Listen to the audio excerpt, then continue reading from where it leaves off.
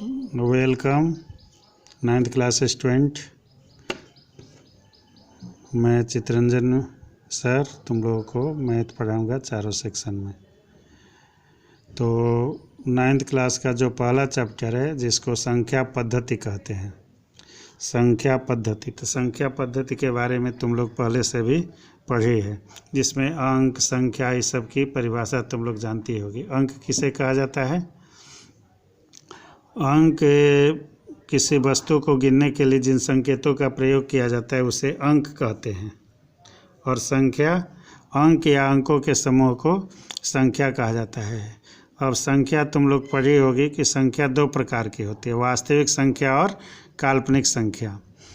तो जितनी भी तुम लोग संख्या जानती है सभी संख्याओं को वास्तविक संख्या कहते हैं। काल्पनिक संख्या में केवल इस तरह की माइनस के अंदर कोई ऋणात्मक संख्या से -1, -5, √5, ये सब संख्या को काल्पनिक संख्या कहा जाता है। वास्तविक संख्या दो प्रकार की होती है, परिमेय संख्या और अपरिमेय संख्या। तो आज तुम लोगों को परिमेय संख्या अपरिमेय संख्या केवल परिभाषा बताते हैं। परिमेय संख्या किसे कहा जाता है? वे संख्याएं जिसको P/Q के रूप में निरूपित किया जा सके उसे परिमेय संख्या कहते हैं। जहां Q बराबर नहीं हो जीरो के, ये जो अंश और हर होता है तो हर जीरो के बराबर नहीं हो तभी यह परिमेय संख्या होगा। ऊपर P बराबर 0 हो सकता है लेकिन Q 0 के बराबर नहीं होगा, उसको परिमेय संख्या कहा जाता है। जैसे 2/3 ये P/Q के रूप में है, 5/7 ये भी P/Q के रूप में है, 3.2 इसको हम P/Q के रूप में लिख सकते हैं। इसको हम लिख सकते हैं 32/10, 0.5 को हम लिख सकते हैं 5/10 या 1/2 भी लिख सकते हैं। तो ये सब परिमेय संख्या। 4√4, 4 का वर्गमूल क्या होता है? 2, जिसका पूरा वर्गमूल निकल जाए और रूट में संख्या हो उसको कहा जाता है परिमेय संख्या। तो ये √4 भी परिमेय संख्या, √9 भी परिमेय संख्या है। इस तरह से 1, 5, 3, 7 जितनी भी संख्या है ये परिमेय संख्या। 1 को 1/1 लिख सकते हैं, 5 को 5/1 लिख सकते हैं, 7 को 7/1 लिख सकते हैं। तो ये सब संख्याओं को P/Q के रूप में निरूपित किया जा सकता है, इसीलिए इसको परिमेय संख्या कहते हैं। अब अपरिमेय संख्या, वे संख्याएं जिसे P/Q के रूप में निरूपित नहीं किया जा सके,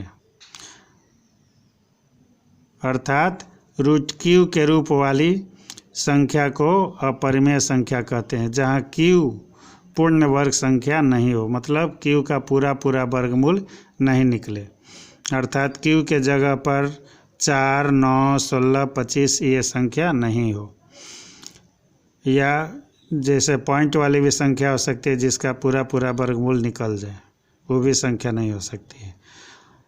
अब देखो, जैसे इसका उदाहरण √2, √3, √5, √6 ये सब संख्या।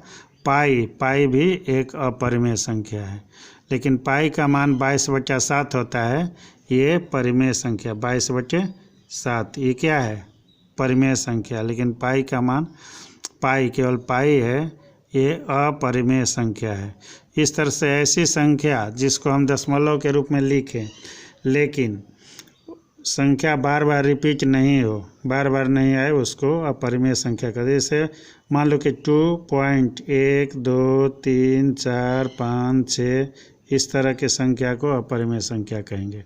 या 1.73, 733, 73337 इस तरह के संख्या को भी अपरिमेय संख्या कहेंगे। परंतु यदि आवर्ती संख्या है, जैसे आवर्ती संख्या में मान लो कि इसमें है 2.53 माने बार 53 आएगा, इसको लिख सकते हैं 2.53 पर आवर्ती रेकरिंग। इस तरह की संख्या को हम परिमेय संख्या कहेंगे। आज इतना ही, इस पर हम क्वेश्चन देंगे और कुछ बताएंगे, उसके बाद तुम लोग बनाना। ओके।